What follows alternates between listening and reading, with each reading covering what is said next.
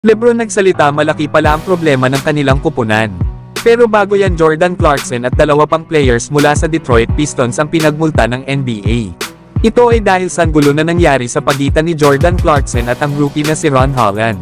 Kamuntikan na kasing magpang-abot ang dalawang players sa naging laban ng Detroit Pistons at Utah Jazz. Binangga at inambahan kasi ni Ron Holland itong si Jordan Clarkson kaya napaporma na rin si kabayan ng boxing stand sa kalaban. Kaso kung sino pa ang unang bumangga ay siya rin pala itong aatras. Hindi naman natuloy ang suntukan ng dalawang players lalo at hinila na si Clarkson ng isa sa mga referee. Lalo at hindi naman talaga si Ron Holland ang unang nakabangga dito kay Jordan Clarkson kundi itong si Paul Reed. Sa nangyari nga na yun mga idol ay parehas na na-eject ang dalawang players. Pero itong NBA ay binigyan ng multa itong sila Jordan Clarkson na may multang $35,000. Habang nasa $40 din kapag pinagsama ang mga multa nila Ron Holland at Paul Reed. Pero kayo mga idol, ano ang masasabi nyo dito? Tama nga lang ba ang ginawa ng NBA na pinagmulta sila Jordan Clarkson? Samantalang ang laki naman ng problema ng Los Angeles Lakers at ito nga ang mga sinabi ni LeBron James. Para kasi kay LeBron ay problema ng kanilang kupunan ang physicality. Matapos kasi ang naging laban ng Detroit at Lakers kahapon, ay inamin ni LeBron na kailangan daw nilang pantayan ang physicality ng isa pang physicality. Lalo at itong si LeBron ay hindi naman problema ang area na ito lalo at naka-frame ang kanyang pangangatawan gaya ng isang NFL player.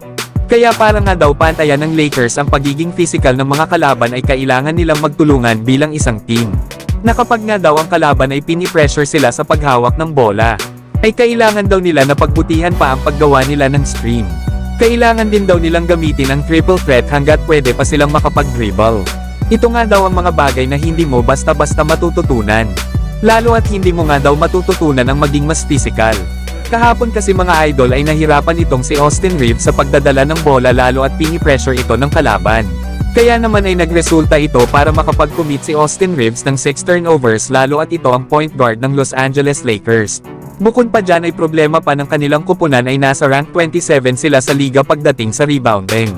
Habang pang 28 naman sila na hinahayaan ng kalaban na makascore sa paint. At ito pa dahil pang 21 ang Lakers sa buong NBA pagdating sa box out kaya hirap sila sa mga physical teams. Hindi lang yan dahil pang 27 ang Los Angeles Lakers sa liga pagdating sa offensive loose balls recovered.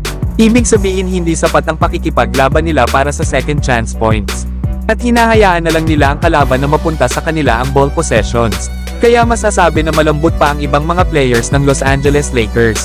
Na hindi na nakapagtataka kung bakit gusto idagdag ng front office ng Lakers ang mga players na katulad nila Jonas Valanciunas at Robert Williams.